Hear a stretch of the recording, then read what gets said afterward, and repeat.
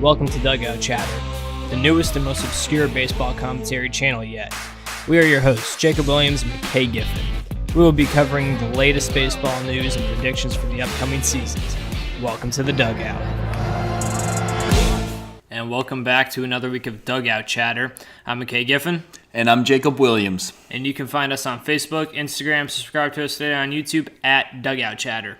And a lot of news to get to in the baseball world today. Injuries, contract extensions, and trades. So, Jacob, why don't you lead us off? Yeah, so McKay, Ronald Acuna Jr. is the latest young star to get locked up by his team. The 21-year-old and Braves have agreed on an 8-year, $100 million deal. Now, McKay, this deal begins this season. Atlanta, they're buying out the first 5 years of the Acuna deal on his rookie deal, and they're including 3 arbitration years to have under a relatively team-friendly control until 2028. Now, Ronald Acuna Jr. is going to make $17 million each in 2027 and 2028 if the options are picked up. And now, McKay, for Acuna, this is almost certainly would be able to make more if he tested free agency, but he's taking the for sure thing at this young 21. It's a good thing to take it at. Yeah, it's a good thing to take it at an early age, especially like when you're 21. You've probably never seen that much money before. Yeah, more often than not, and along with the possibility of injury in the future. Yep, you're exactly right, McKay. So it's a safe bet for Acuna. It's not too much money for the Braves. Yeah, it's a team-friendly deal to lock up a big star at a young age. Young star. Yeah, rookie 21. of the year last year. He hit for .293 batting average wise, slugging .552, on-base percentage .366, which are great statistics. I mean, he could be a 40 home run hitter in the big leagues easy. And he was healthy throughout the year. He really never has had the injury bug.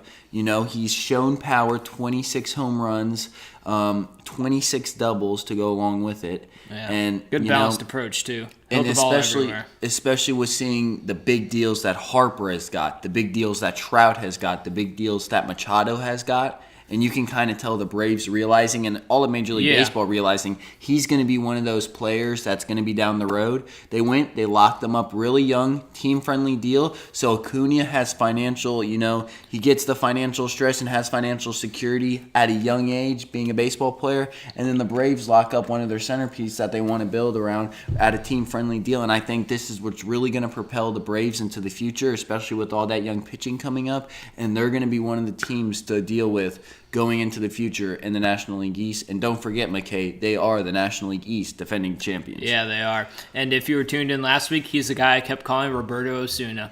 Yes, McKay. He kind of got a little two names confused there. Yeah, it happens. Both in are. But, that's my biscuit.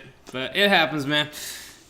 That's a good deal for the Braves, like you said. And one big thing that happened, I don't know if you heard at the beginning of the year, Nick Markakis took a pay cut. Mm-hmm. So that also adds into the deal. Like, it frees up a little extra money. Yep. And he gets to play alongside a veteran like him, a guy who knows how to hit. And he's pretty close to 3,000 career hits when you think about Markakis. Yep. But, yeah, that's one big contract extension. And the Red Sox have confirmed with Xander Bogaerts. We brought this up last week. There was no confirmation until of recently. 7 years, $138 million for the two-time world champion, Xander Bogaerts. What do you think about that deal? McKay, I think it's a great deal for both sides. Obviously, the Red Sox are one of those organizations that's going to go. Yeah, they're complete scumbags, too. Well, that's just opinion. Obviously, you're a Yankees fan, so you think that. Take it a little personal sometimes. You guys beat us pretty bad last year. Yeah, but he was one of the best offensive shortstops last year. Yeah, dude, and you look at, didn't he hit for 30 homers, too? Yeah, I believe so. He went over 100 RBIs. I do know that for a fact. I mean, the guy can hit in the middle of the lineup, and he's an athletic shortstop. I mean, it's not like there's much more you can ask for. There's not, like you said, there's not really anything more you can ask for. He's an athletic shortstop. He's not a liability defensively. Obviously, he's a shortstop. He can hit. He's one of the best offensive shortstops over the past, and you could say 5 years playing. He's consistent. One thing that's going to be invaluable going into the future too is, like we just said, the 2 World Series. He knows how to play in a postseason environment. Oh yeah. That's always a big thing especially in a huge market like Boston. And when they played the Yankees last year, handled himself well, too. Yeah.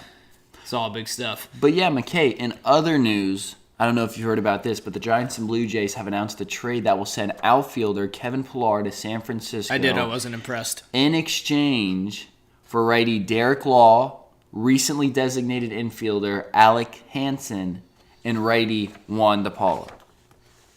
Now, McKay, I think this is a deal that if you look at it, it goes and it helps both teams. Because the Giants, they have a great infield, okay? So that you have Brandon Crawford, all-star shortstop. Oh, gosh, you have Evan Longoria. He's still one alive. of the best third basemen in the game. Yes, he's still alive. Joe Panic at second. Don't panic. And you have Belt at first, but you really have nobody that you know of in the outfield. So I think it kind of gives a little bit of establishment in the outfield. He can go and he can play center if they want him to. If they have other guys, yeah. He can go and play the corners. Anywhere in the outfield, Pillar can play. He's a great defensive outfielder. And I feel like it has some establishment. And for the young guys coming up, he can kind of teach them. And I think for the Jays, Pillar just simply wasn't a part of their long-term plans. This transaction is the latest that clears out roster space and sheds some payroll. The Blue Jays could have held on to Pillar in hopes that he'd, maybe go and have a great... He's almost 30. I don't think he's going to break out yet. Not break out, but have a great first half and maybe be a mid-season trade chip and get something more back from him. This is an early trade. But, especially for two teams that aren't looking at postseason play right now. But instead, it shades $5.8 million off the payroll, and it opens the door for their young stud Anthony Alford to get a shot at the majors. And both teams are in familiar places, bottom of their division. Yeah, but bottom of the division, but both of them are looking for the future. And I know that rebuild's the new way these days. The Giants might not be looking as Pillar as somebody that's going to help them in the future, but they could be, he could be a great veteran that goes and teaches the young outfielders how to play the game well, what to do, give them some experience when they come up and it's their time. Yeah, and that is good stuff. But also, a lot of big news in the divisions, mostly in the American League. I don't really think as far as projections were panned.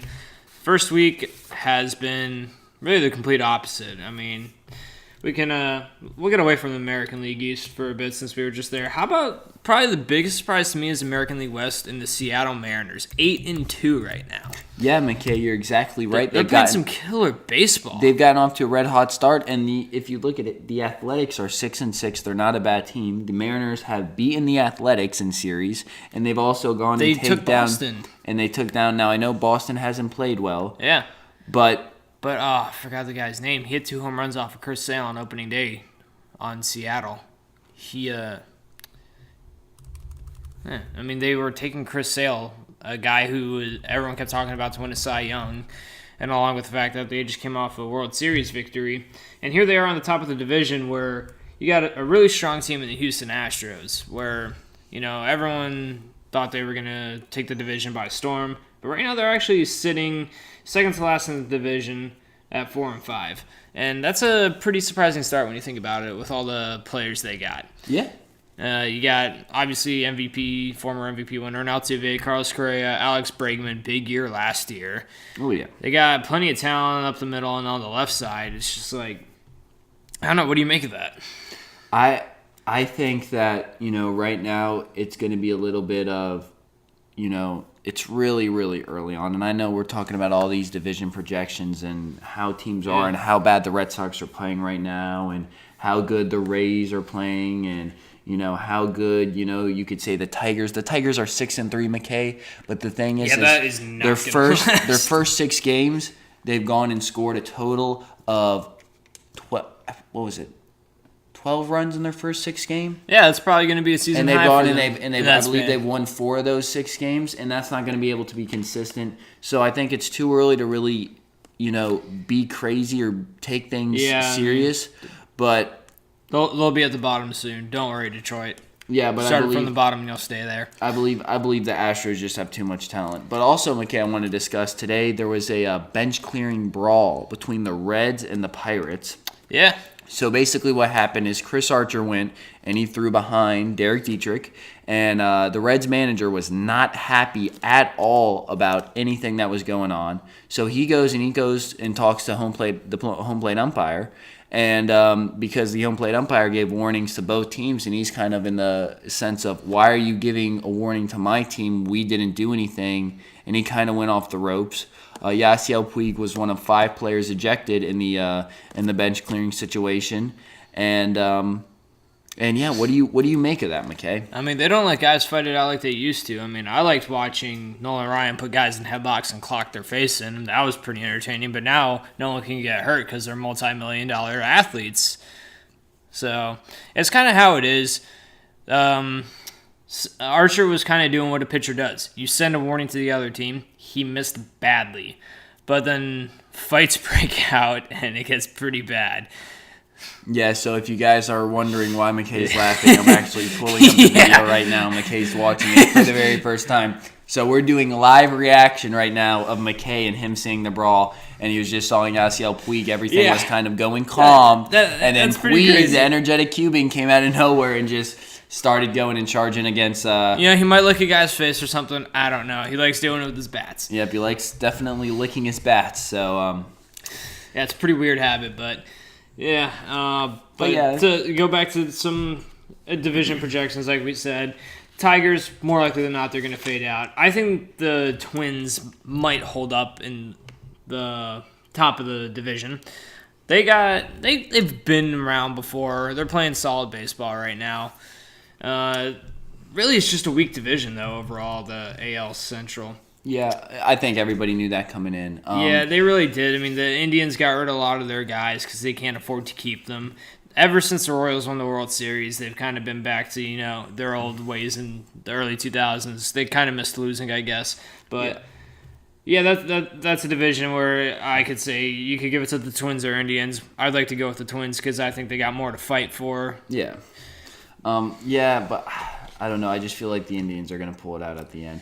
But yeah, we'll see. Long season. Anyways, McKay, so basically, guys, for you guys watching at home, we are doing our standings based on the end of Saturday's games. So Saturday, April the 6th. Today, when we are filming this, it is Sunday, April 7th. Yes. So what I'm going to do, McKay, posted tomorrow, is I'm just going to go through some of the scores right now. So we have the Phillies beating the Twins. Phillies are 6-2 now. The Twins dropped to 5-3. The Yankees just... They annihilated the Orioles. Yeah. Like they were supposed to. I mean, guys, where was this? The second and third game of the season. They had 15 hits today. Judge went deep twice last night. Sanchez went deep three times tonight. Frazier went deep in the past 2 games. Glaber went deep again today. They won 15-3. They finally have a winning record since opening day. They're 5-4. Yeah, I mean, I thought I was going to settle into the routine of just, watching you guys play and piss me off and, not win. But I like where we're going. The Tigers, they continue to stay hot. They're 7-3 in their first 10 games. They beat they've been really surprising. Now you could go and you could say they've been surprising, but they have a weak division. Oh, they do. They play the Royals 2-6, so that's probably why they're 7-3.